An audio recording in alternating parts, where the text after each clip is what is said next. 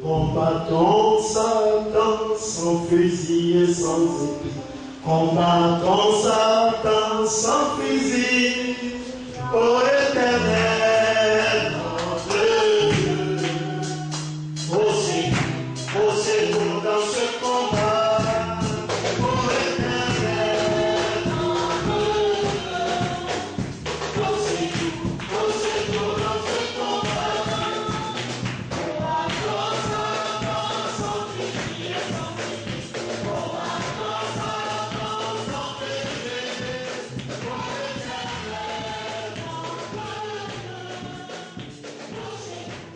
Nous allons prendre nos Bibles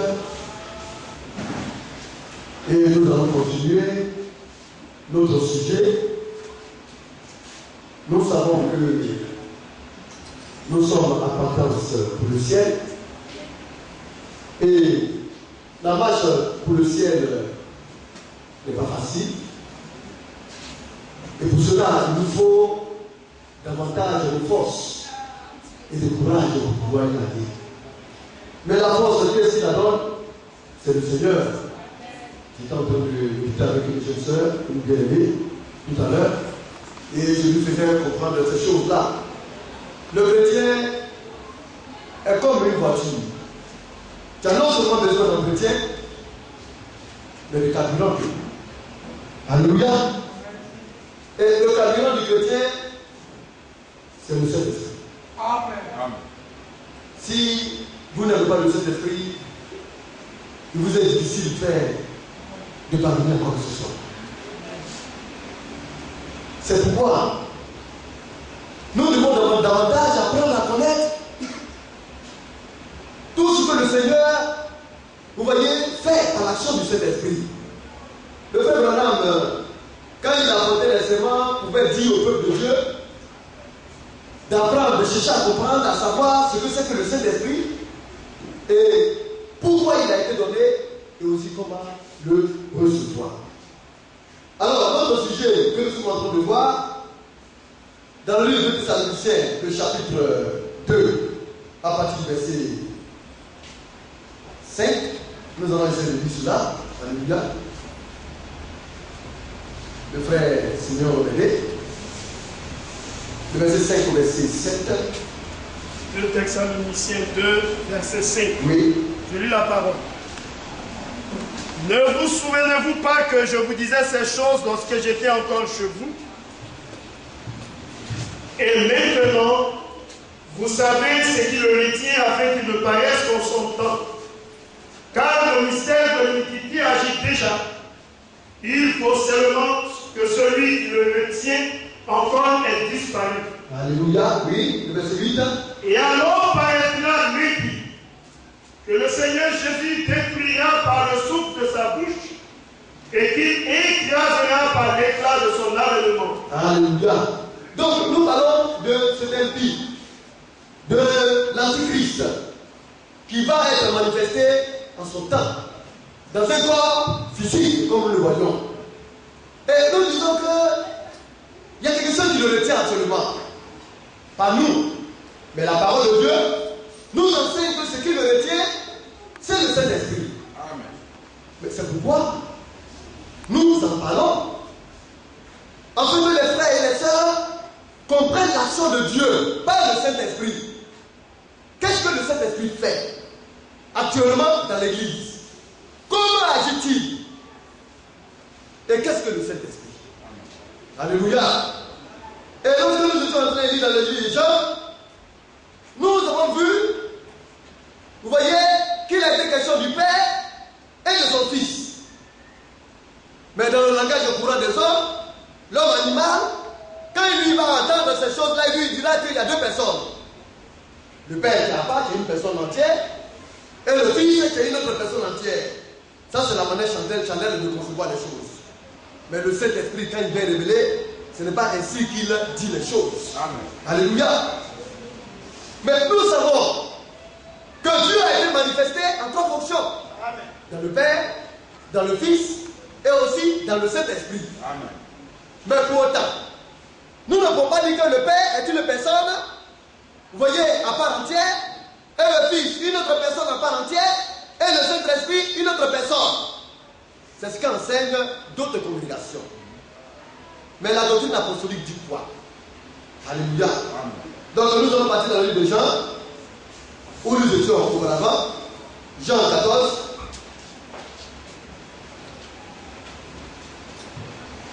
Jean, chapitre 14. Oui. Le verset 23. Verset 23. Jésus lui répondit, si quelqu'un m'aime, il gardera ma parole, et mon Père l'aimera. Donc si quelqu'un m'aime, ce dernier va garder ma parole. Aimer le Seigneur, Jésus, c'est garder la parole de Dieu. Alléluia. Oui, ensuite. Et mon Père l'aimera. Oui. Nous viendrons à lui et nous ferons notre demeure chez lui. Donc, nous avons vu au travers de cela que qui était le Père? Le Père n'est d'autre personne que l'Esprit. Nous en avons parlé, n'est-ce pas? Dans le livre de Jean 4. Dieu est Esprit. N'est-ce pas? Et nous avons parlé aussi du Fils. Mais qui est le Fils? Ce n'est que la parole. Nous allons le lire sur la vraie.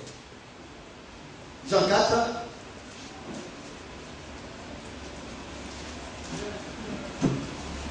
Le verset 24. Jean 4, verset 24. Oui, nous allons en faire beaucoup. Dieu est esprit. Alors notre Dieu, il est esprit. Alléluia. Mais notre Dieu, qui est-il? C'est lui le Père. N'est-ce pas? Le Père a dit cela. Tiens, dans le livre d'Éphésiens, le chapitre 4. Alléluia. Ou bien comme il dit le suivant, sur le frère même que le lit, Éphésiens 4, à partir du verset 12. Ou bien un peu plus haut. Tu dis le verset 12 d'abord. Éphésiens chapitre 4, Oui. le verset 12. Oui. Pour le perfectionnement des saints. Non, descends un peu en bas. Va jusqu'au verset peut-être 9. Le verset 9. Oui. Or, que signifie il est monté, sinon qu'il est aussi descendu? Oui. Non, Non. c'est encore plus haut. Le verset 4. Alléluia. Le verset 4. Oui. Éphésiens chapitre 4, le verset 4. Oui. Il y a un seul corps Il y a un seul corps, oui. et un seul esprit. Un seul esprit, oui. Comme aussi vous avez été appelés à une seule espérance Oui, continue. par votre vocation. Mhm. Il y a un seul Seigneur, Il y a un seul Seigneur, pas deux. Oui. une seule foi, Oui. un seul baptême, Oui. un seul Dieu et Père de tous. Un seul Dieu et Père de tous. Donc Dieu, qui est-il? Il est le Père de tous. Le Père de ton Père, c'est lui notre Seigneur, notre Dieu. N'est-ce pas? Et dans le livre de Jean 4, il est dit que Dieu, qui est-il? Il est esprit. Alors Dieu, c'est le Saint-Esprit. N'est-ce pas? Mais le Dieu qui est Père de tous. Qui est-il encore? Lui, Père. Qui est au-dessus de tout. Alors il est au-dessus de tous, c'est pourquoi il est Père. Il est au-dessus. Oui. Et parmi tous, Alors parmi tous, c'est Dieu avec nous. Et il est venu de la personne d'Emmanuel. Alléluia. Dieu avec nous. Et ce Dieu qui est venu avec nous, on lui a donné le nom de Fils. Et ensuite, et en tous. alors il est venu maintenant habiter en nous. Est-ce que cela fait de toi, de cela, toi Dieu? Alléluia. Alors Dieu, il est Père. Le même Dieu est descendu parmi nous, avec nous. Il est le Fils. Et maintenant il est venu habiter en nous par le Saint-Esprit. Donc le Père, nous disons qu'il est le Seigneur. Le Fils, qui est-il? Jésus. Dieu saute. Et le Saint-Esprit, c'est quoi? C'est Christ, loin. Alléluia. Donc le nom du Dieu Tout-Puissant, c'est le nom du Seigneur Jésus-Christ. Alors quand Jésus-Christ parle de son Père, alors, les hommes qui sont là, les prophètes et les regardeurs, vont dire que cela fait deux personnes. Mais non. Parce que nous avons vu aussi que Dieu est au-dessus de toutes choses. Et il remplit toutes choses. Amen. Alors, un pasteur a posé la question de savoir, mais comment se fait-il que le même Dieu peut-il être au-dessus et puis en même temps sur la terre? Alors le serviteur de Dieu lui a dit, ah bon, quand une question est posée, il est évident qu'on vous donne une réponse biblique. Parce que ce que tu es en train de dire, Dieu est le seul qui est capable de le faire.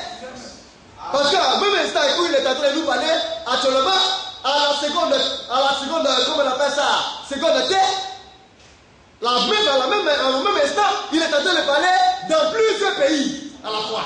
Amen. Satan ne peut pas faire cela. C'est pourquoi il est omnipotent. Amen. Il remplit tout.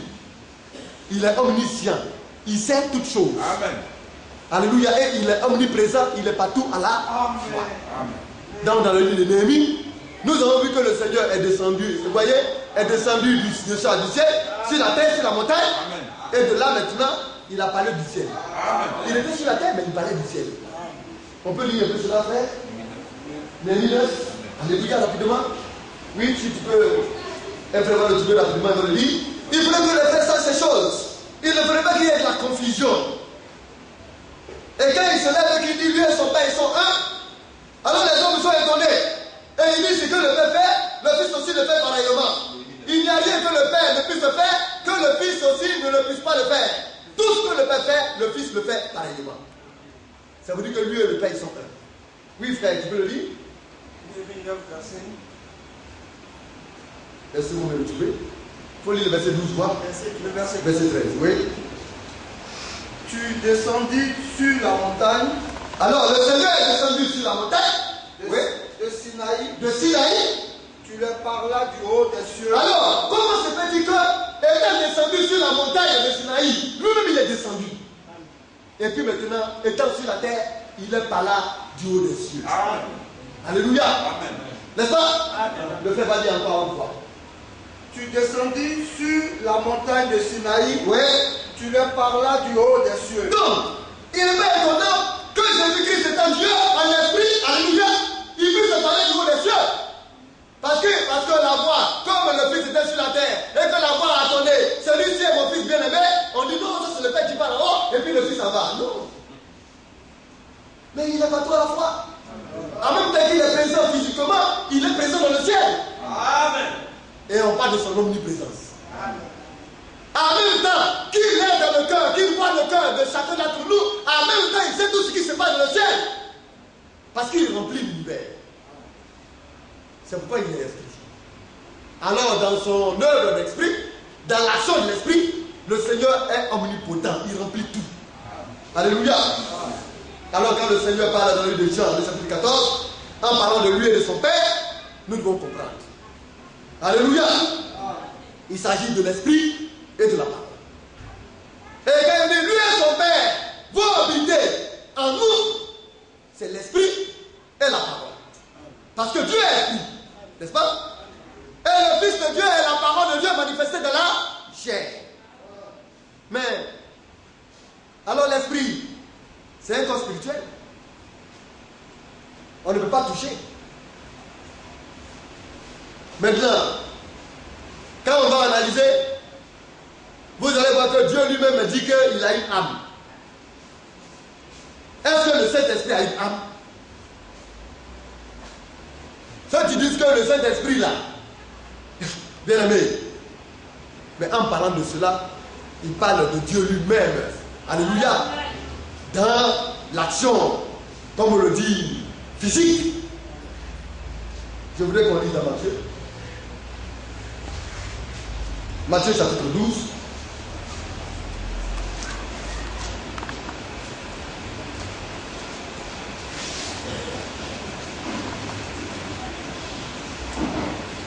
Le verset 14 au verset 20. Nous allons l'élever rapidement. Matthieu 12, verset 14. Je lis la parole. Les pharisiens sortirent et ils se consultaient sur le moyen de le faire périr. Donc ils consultaient sur le moyen de faire périr Jésus. Vous voyez le fanatisme religieux. Et il y a des hommes comme ça. Ils ne savent pas de pourquoi ils adorent. Quel est le but pour lequel ils adorent? Ils ne savent pas. Ils pensent que l'église ou bien la religion est un moyen d'atteindre leur but, leur fin. Non. La religion, c'est un moyen d'atteindre le but assigné par Dieu. Mais quand Dieu t'appelle à fidéliser avec lui, ou bien à marcher dans sa foi, ce n'est pas de faire de toi un être dangereux et bizarre. Le croyant authentique ne peut pas faire du mal. Amen. Mais d'où vient-il que des hommes veulent faire du mal au Seigneur parce qu'ils ne vont pas, ne va pas dans leur ligne droite? Pourquoi? Parce que le Seigneur est venu bouleverser tout ce qu'ils avaient mis en place. Mais il est normal. Si toi un homme tu viens et que tu peux faire autre chose que le Seigneur a eu à faire, quand le Seigneur va se décider, alors tu vas devenir l'opposant du Seigneur. Et c'est ce qui s'est passé. Ils ont commencé à s'opposer au Seigneur. Et ils cherchaient à tuer le Seigneur. Le Messie qu'ils ont tant cherché. Eux-mêmes, ils savaient que le Messie, c'est Dieu lui-même, mais dans une forme humaine. Et ils ont désiré voir ce temps-là. Maintenant, Dieu a été manifesté. Comme Dieu n'est pas venu comme eux, ils voient. Alors, ils ont rejeté ce Dieu-là. Bien-aimés. Alors, tout ce travail qu'ils ont eu à effectuer, c'est pourquoi? Bien-aimés. Alors, quand les hommes sont là et ils créent, comme on appelle ça, des ismes, des doctrines, alors l'esprit mauvais qui les a poussés à créer les doctrines vont les amener réellement à défendre les doctrines.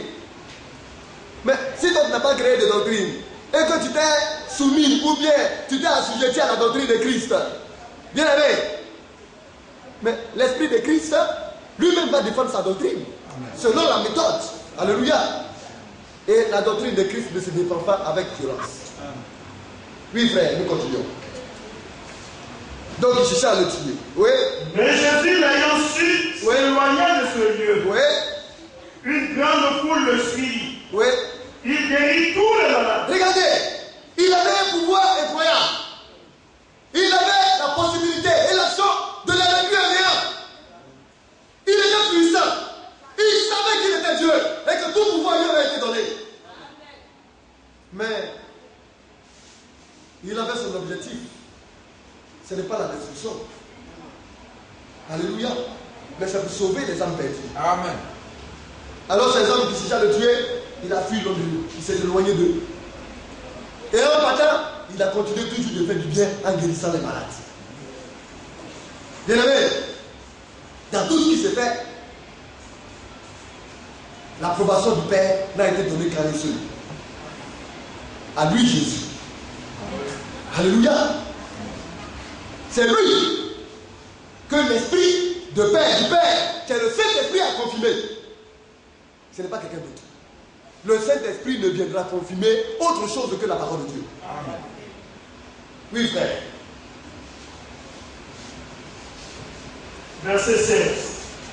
Et il leur recommanda sévèrement de ne pas le faire connaître. Oui. Afin que s'accomplisse ce qui avait été annoncé par Ésaïe le prophète.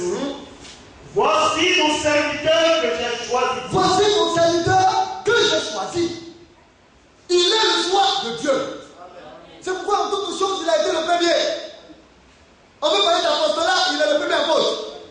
On veut parler de berger, il est le bon berger, le premier berger. En toutes choses, Christ a été le premier. Il est le précurseur de l'Église. Il était le choix de Dieu. Amen. Le serviteur de Dieu choisi. Oui, frère. Mon bien-aimé en qui mon âme a pris plaisir. Alors il dit mon bien-aimé en qui mon âme a pris plaisir. C'est Dieu qui parle. Vous pouvez pas dire l'Esprit de Dieu, le Saint-Esprit. Son âme a pris plaisir à qui? À Jésus. Le Fils de Dieu. Il est le plaisir de Dieu. Alléluia. Et quand on parle de plaisir, c'est que tout ce qu'il faisait était agréé par Dieu. Vous dites qu'il est l'essence de Dieu lui-même. Bien aimé. Oui, nous continuons. Je mettrai mon esprit sur lui. Alors, il mettra son esprit sur lui. L'esprit était sur lui. L'esprit était venu pour confirmer la parole. Amen. Alléluia. C'est pourquoi l'esprit est descendu en forme de colombe. Alléluia. Mais Dieu est esprit. La forme de colombe qui descendait, c'est Dieu dans une autre forme. Alléluia. Mais alors les hommes sont là, et puis on ne comprend pas. Mais Dieu a dit, tantôt d'une manière, tantôt d'une autre. Et l'homme ne peut pas garder cela. Le Seigneur est mystérieux. Et dans son bon plaisir, il se révèle. Alléluia. Amen. Alors il est descendu sur la parole de Dieu. Et la parole de Dieu et l'esprit maintenant sont devenus un. Amen. Alléluia. C'est pourquoi dans le livre de Jean, vous voyez, Jean le chapitre 6, il a dit que les paroles que le Seigneur nous a données sont esprit et vie. Mais avant cela, la parole de Dieu n'est pas l'objet d'un hasard. C'est l'Esprit de Dieu qui les a rassemblés. Alléluia. Mais la parole est sortie de la bouche de Dieu. Quand elle est sortie, elle a été imprimée sous forme de loi. Pour qui? Pour les hommes. En fait, ils deviennent quoi? Des croyants. Et c'est l'Esprit qui se charge de les rassembler, de les coordonner. Si tu n'as pas l'Esprit, tu vas mélanger la parole de Dieu pour en faire quelque chose de très abominable. C'est pourquoi sans l'Esprit, il est dangereux pour un homme de s'exprimer au nom de Dieu. Amen. Quand l'Esprit te choisit, te mandate, l'Esprit de Dieu habite en toi et l'Esprit te donne maintenant de dire les paroles du Seigneur. Dans le livre d'Ésaïe 34, c'est le Seigneur qui rassemble la parole. Nous allons lire cela rapidement. Oui, 34, 16. Ésaïe 34, verset 16. 16. Je lis la parole. Oui. Consultez le livre de l'Éternel et lisez. Donc nous avons aujourd'hui un seul livre. Mais un livre qui a deux bâtons. Alléluia.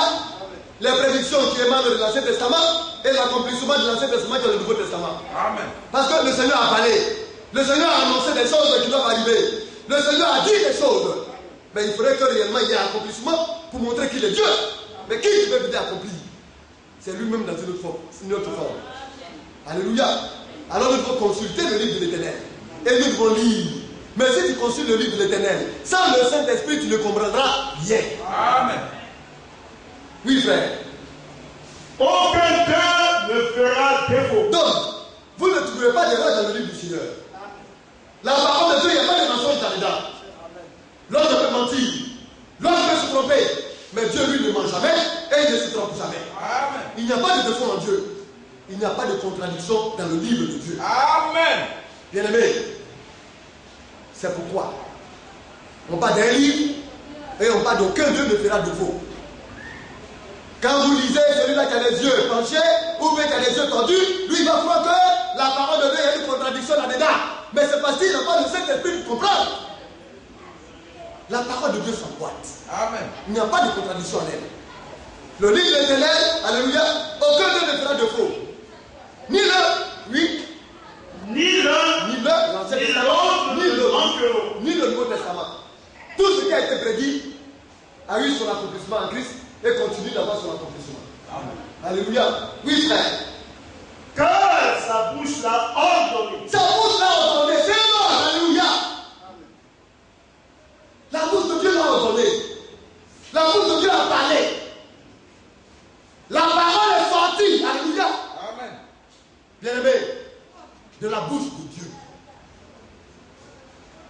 Et cela a été traduit en loi. Maintenant, la parole qui est sortie, qui a été imprimée, a fini maintenant par être manifestée. Amen. Dans un corps physique. Alléluia. La bouche de Dieu l'a ordonné. Oui, frère. Et c'est son esprit qui les rassemble. Alors l'esprit de Dieu se charge maintenant de les rassembler. Vous voyez, les hommes après des études ont fait savoir comme ça que un prophète pouvait se lever et faire une prédiction. Il meurt. 600 ans plus tard, Dieu suscite un autre prophète et puis il vient là où l'autre s'est arrêté, il continue à prédire et ça continue. Et ça s'emboîte. Quand ils ont regardé, ils ont dit non, mais ce livre-là, ce n'est pas le livre des noms. Parce que quelqu'un peut mourir et puis un autre va venir continuer sa suite. Après des centaines d'années, certainement, c'est le Seigneur qui est pour quelque chose. Amen. Sans l'esprit, on ne peut rien faire. Alléluia. Amen. Nous retournons l'argent en bien-aimé. Je voudrais que les frères comprennent cela. Jean 14. Jean, le chapitre 14. Oui. Verset 24. Oui. Celui qui ne m'aime pas ne garde point des paroles. Et la parole que vous entendez n'est pas de moi. Ce n'est pas de moi, de lui. Alléluia.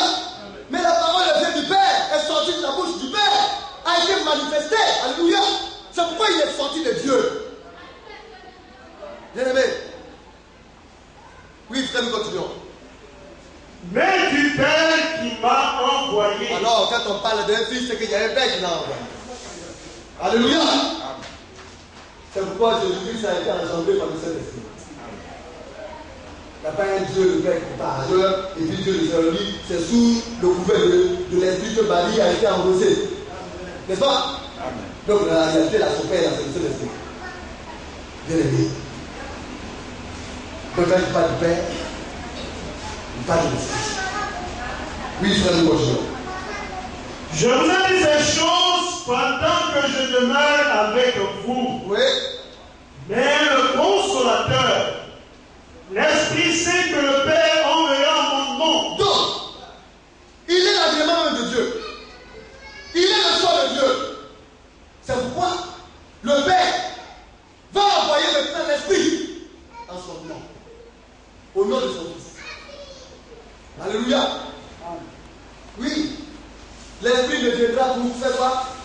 Pour rassembler la parole de Dieu et la confirmer. Amen. Alors, le consolateur, l'Esprit Saint, que le Père enverra en mon nom. Mais quand vous allez lire, nous avons vu que lui-même il a dit qu'il nous enverra le Saint-Esprit. Il dit que lui-même va nous envoyer le Saint-Esprit. Et puis il dit que le Père va envoyer le Saint-Esprit en son nom. Y a-t-il une contradiction? Est-ce que deux personnes s'amènent un Saint-Esprit? C'est la même personne. Mais dans des positions différentes. Alléluia. Oui, je vais continuer.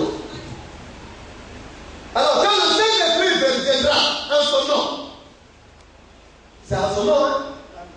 C'est pourquoi, dans son nom, c'est tout ce qu'il a institué. La manière dont il voudrait voir les choses avancer, la manière dont il voudrait voir les choses être, la manière dont il voudrait voir son église exister. C'est de cette manière-là que l'Esprit de Dieu viendra pour faire. Amen. C'est en son nom. Oui, frère. Vous enseignera toutes choses. Alors, le rôle de l'Esprit, c'est de nous enseigner toutes choses. Il n'y a pas d'exception, hein? Toutes choses. Mais bien sûr, ce qui nous concerne. Tu n'as pas parti sur le territoire de ton frère. Les Juifs, pour essayer d'emprunter sur le territoire. Le territoire ne nous concerne pas. Le temps des Juifs n'est pas encore arrivé. C'est le temps des nations. Et les développements pour la démonstration, ils veulent réellement être de grands sachants, de grands docteurs. Alors ils sont là, au lieu de s'intéresser de ce que Dieu a en train de faire de lui, ils veulent aller dans ce qui ne les intéresse même pas. On ne comprend pas. Israël, c'est Israël. Le temps viendra où Dieu va choisir des messagers pour Israël. Amen. Alors ce qu'Israël doit savoir, ils vont le savoir au temps indiqué. Mais tu n'as même pas encore fini de parler de l'église, de donner tout ce que l'église a besoin, et puis tu peux t'intéresser à une chose qui ne te regarde pas. Bien aimé. Alors, le Saint-Esprit, qui est le consolateur, lorsqu'il viendra, il nous enseignera toutes choses concernant l'église. Et parmi les choses, c'est que, aussi longtemps que le Saint-Esprit sera avec l'église, l'Antichrist ne viendra pas. C'est ce qu'il retient. Alléluia. Le Saint-Esprit a un but. Alors il dit là, mais tu t'empresses pourquoi? Tu remues ta queue pourquoi? Dragon. Satan, que veux-tu? Je n'ai pas encore fini ma mission sur la terre. L'église n'est pas encore achevée. Le dernier n'est pas encore rentré, donc reste tranquille. Amen. Tant que le Saint-Esprit ne finira pas sa mission, il ne descendra pas. Amen. Alléluia. Et nous devons le savoir. Oui, frère. Verset. D'abord, il nous enseignera toutes choses et vous rappellera tout ce que je vous ai dit. vous voyez en son nom. Alors, quand il était là, il a parlé à ses apôtres. Il leur a donné des instructions. Et il dit, quand même que je vous ai parlé, vous avez la mémoire oublieuse. Vous êtes des hommes. Vous êtes limités. Alors mon esprit va vous donner une mémoire d'éléphant. Alléluia. Vous voyez l'éléphant, quand il est petit, si tu as tué sa maman, il va garder ça. Tu n'as qu'à vieillir. Logique, il va te voir, il va savoir que c'est toi qui as tué ta maman. Et il ne finira pas te détruire. Alléluia. C'est un animal très intelligent. Autant il est robuste, mais il a une grande mémoire. Et le Saint-Esprit nous dit qu'il est là pour ça. Ce ne sont pas des questions d'homme. Ce n'est pas une question terrestre. C'est une question céleste. Amen. Et il dit qu'il va nous rappeler toutes ces choses-là.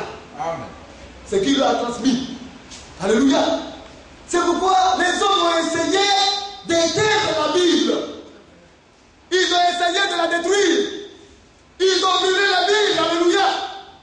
Mais le Saint-Esprit était là pour garantir la sécurité de la Bible. Amen. Le Saint-Esprit était là. C'était la sécurité. Alléluia. Et il rappelait ces choses-là aux apôtres. Dans le livre de Matthieu, le chapitre 16, nous allons aller un peu quelque part et voir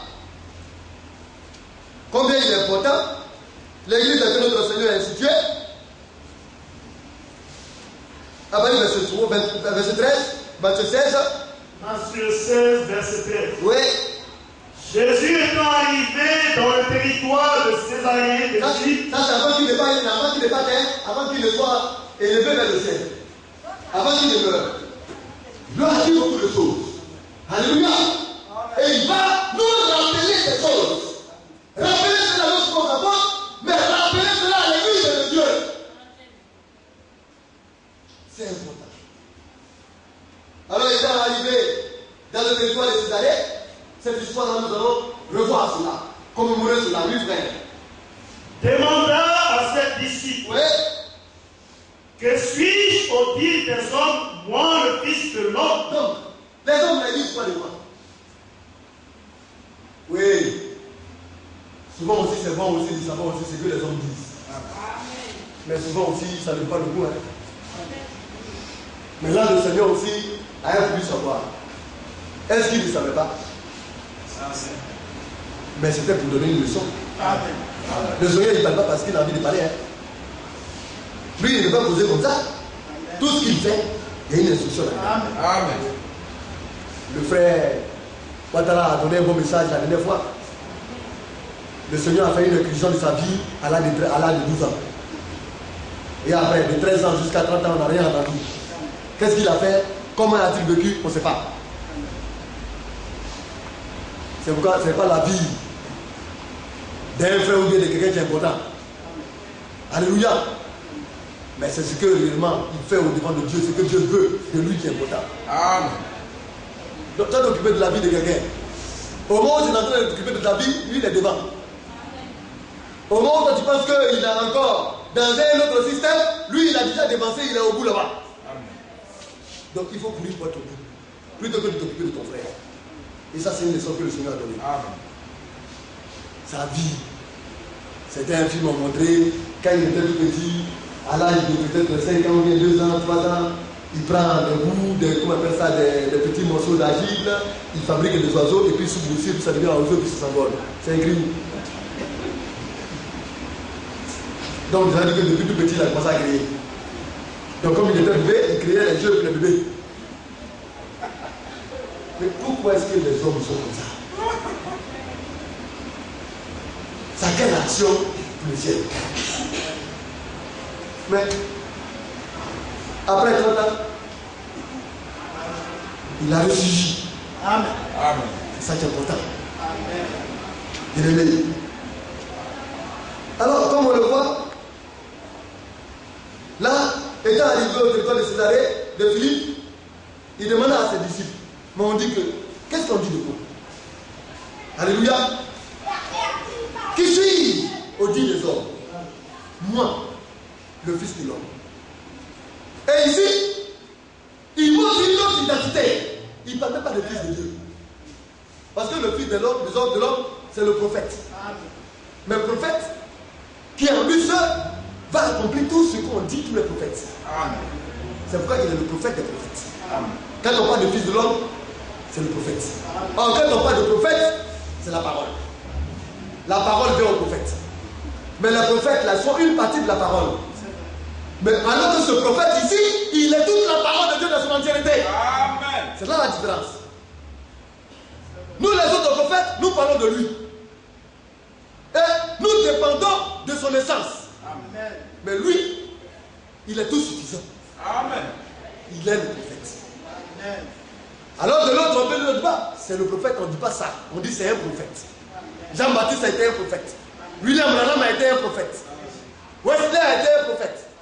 Tous ceux qui ont exercé ont été des prophètes. Mais lui, il est unique en son genre. Il est le prophète. Amen. Alléluia. Oh bien-aimé. Oui, frère, nous continuons. Il répondit, les uns disent que tu es Jean-Baptiste, les autres Élie, les autres Jérémie, ou l'un des prophètes. Donc, les gens disent qu'il est Jean-Baptiste. Mais pourtant, ils ont vu Jean-Baptiste, qui a été décapité. Donc, lui, c'est Élie. Ça veut dire que les hommes savaient qu'il y a un Élie qui va venir. Alors, d'autres sont dit simplement que c'est Élie. Et il y a un autre, d'autres personnes les et ils disent non, ça c'est simplement Jérémie le prophète. Mais Jérémie a été tué. Alléluia. Et certains sont levés et disent non, c'est l'un des prophètes. Mais bien aimé, ils savent que tous ces prophètes qu'ils ont cités là, c'est leurs prophètes. Parce que les prophètes, les vrais prophètes, c'est le prophète de tous les prophètes. Amen. Mais c'était la vision des hommes. Mais ce n'est pas étonnant qu'un homme vient et puis il pense qu'il est quelque chose. Il peut être arrogant, il peut être beau, il peut être incroyable, il peut être agréable. Mais s'il n'a pas l'esprit de Dieu, c'est caduc. Amen. Il faut s'attendre à l'esprit. Parce que c'est l'esprit qui fait les choses. Si les hommes s'étaient attendus à l'esprit, ils n'auraient pas été surpris. Amen. Cette vieille prophétesse Anne, elle s'est attendue à l'esprit. Elle a eu confiance en Dieu. Elle a mis son espoir dans l'esprit de Dieu. Et le Saint-Esprit lui a révélé que elle touchera le Messie avant qu'elle ne meure. Mais elle a porté le Messie dans ses bras avant de mourir. Amen. Elle a vu le Messie. La révélation que l'Esprit lui a donnée, parce qu'elle était pieuse, elle était accrochée à ça. Et elle attendait. Si le Messie devait venir dans encore 50 ans, même si elle avait 200 ans, elle allait vivre 250 ans pour voir le Messie. Amen. Et quand le Messie est venu, quand elle a vu maintenant, elle a demandé au Seigneur maintenant de la laisser partir maintenant en paix. L'Esprit de Dieu. Mais comment le recevoir? Parce que tu peux le recevoir aussi de la manière fausse. Et c'est là qu'aussi le problème se pose. Comment se fait-il que des hommes, tels que les Paul Yongisho, des hommes aujourd'hui, quand on voit, quand ils sortent, ils font des miracles, ils font des résurrections, ils guérissent des malades. L'Esprit de Dieu les utilise d'une manière incroyable. Mais ils n'ont aucune révélation de la parole de Dieu. Comment est-ce qu'on explique ça? Ça dépend de la manière dont ils reçoivent l'Esprit. Amen. Mais ils ont oublié une autre paramètre de l'Esprit. C'est que le Saint-Esprit peut venir t'utiliser. Et puis après te jeter. Ça on dit que tu as reçu l'Esprit, mais tu n'as pas reçu le baptême de l'Esprit. Amen. Or le baptême de l'Esprit, lorsqu'il vient, lui te scelle jusqu'à destination. Maintenant quelqu'un qui a un don, le Saint-Esprit descend sur lui. Les hommes sont en train de suivre en masse, au lieu de discerner la parole de Dieu. Mais ils ont oublié que dans la Bible, il y a des témoignages. Il y avait un homme tel que Balaam, à qui Dieu parlait de bouche à bouche. Quand Balaam est Dieu, Dieu vient et il exauce Balaam. Mais pourtant, Balaam était un faux prophète. Mais qu'est-ce qui a fait de Balaam un faux prophète? C'est la parole de Dieu. Bien aimé. C'est pourquoi nous devons faire très attention. Nous continuons, frère. Le verset 14, oui, 15. 15. Oui. Et vous, leur dit-il, Alors maintenant, il est venu vers les siens. Les apôtres qui s'est choisi. Vous êtes autour de moi. Qu'est-ce que vous dites? C'est le preuve maintenant, l'ultime preuve. Là, on n'en pas. Hein? Quand tu ne sais rien, là, tu te tais. Alléluia. Et Dieu, il se révèle à qui il veut. Il parle à qui il veut. Parmi les apôtres qui sont autour du Seigneur, là, il y a beaucoup qui ne connaissent pas papier dedans. Il y en a qui ne connaissent pas papier. Alléluia. Mais Pierre, lui, il ne savait pas lire. Il ne connaissait rien. Mais pourtant, c'est lui que Jésus-Christ a choisi. Amen. Oui, frère, continue. Qui dites-vous que je suis? Oui. Simon Pierre répondit. Mais d'abord, avant que Simon Pierre répète, les autres étaient là, ils étaient dans le litige. Personne ne s'en parlait. Tu sais que tu ouvres ta bouche, la Bible va savoir que tu mens. Amen. Et ils savent qu'il sait toutes choses. Amen. Il sait lire le cœur, les désirs de leur cœur, les pensées, ils savent. Alors ils sont en train de se regarder et personne ne veut parler. Alors Pierre s'est levé. Et il a pris la parole. Amen. Oui, frère. Verset 16. Simon Pierre répondit. Oui. Tu es le Christ, Oui. le Fils du Dieu vivant. Non, il dit, qui est le Christ? Oh, vous savez ce que veut dire Christ? Le Messie. Oh, le Messie, c'est Dieu lui-même dans son essence humaine. Dans sa forme physique. Les Juifs le savent. Et c'est Jésus qui parle. Tu es le Christ, le Messie. Tu es le Christ, le Fils du Dieu vivant. Et quand il parle de Fils de Dieu, c'est-à-dire la parole manifestée dans la chair. Amen. Bien-aimé, c'était Dieu lui-même qui fait. Nous continuons. Le verset 17. Nous continuons. Oui. Jésus reprenant la parole lui dit. Oui. Tu es heureux, Simon, fils de Jonas. Simon, tu es heureux. Tu es privilégié. Amen. Lui, Pierre, un pécheur. Il ne pouvait pas lire, il ne pouvait pas lire. Il ne peut pas prendre la Torah pour dire que mon frère verset, il est libre. Il sait bien. Et il était. Et puis il dit, c'est toi le choix de Dieu. Amen. Tu es privilégié. Amen. Et puis j'écoutais à la télévision où maintenant les hommes maintenant organisaient un autre système. On dit bon, les pasteurs qui ont BBC, ce sont les pasteurs maintenant qui seront maintenant les pasteurs maintenant à l'intérieur du pays. Et pour pouvoir réellement être à Abidjan, il faut avoir battre. Ça ne peut pas être besoin. Vous voyez l'homme Chanel comme il est dangereux? Oui. Les prêtres, ce sont les mieux instruits du monde. Amen. Si le Saint-Esprit dépendait de l'instruction, l'Église catholique aujourd'hui allait détenir aujourd'hui, vous voyez, la femme d'or. Mais malheureusement, beaucoup d'instructions aussi attirent beaucoup d'esprits. Vous savez de quoi je parle? C'est là-bas qu'il y a beaucoup de pénibles. Mais si le Saint-Esprit n'est pas là, on va te conduire. Tu vas te conduire comment? Mais tout ce que tu as vu là, tu as touché. Et l'esprit vient, tu vas rentrer là-dedans. L'esprit sont ici, tu vas y aller. Parce que le Saint-Esprit n'est pas là pour te guider, Amen. pour te protéger, pour t'orienter. C'est dangereux de ne pas recevoir le Saint-Esprit. Nous allons continuer de le dire, le temps est arrivé. Mais nous allons continuer dans nos sujets. La vitalité, l'importance capitale d'avoir l'Esprit de Christ. C'est important. Que Dieu nous aide.